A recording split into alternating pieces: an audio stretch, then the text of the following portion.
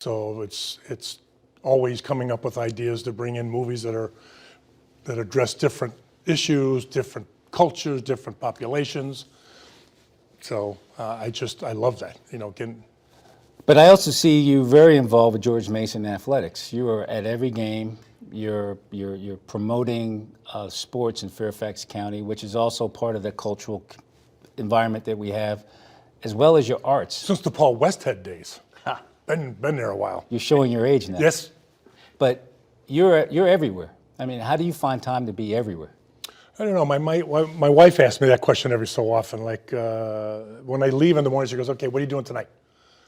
What meeting are you going to? What community thing?" And I just love it. I mean, especially education-wise, that's been my hot button all my life, is what makes students tick. Right. Luckily, I have young kids that work at the theaters, and I'm always pumping them, like, what's going on in school, and who's doing this, and why are they doing that? It's very valuable. Fantastic.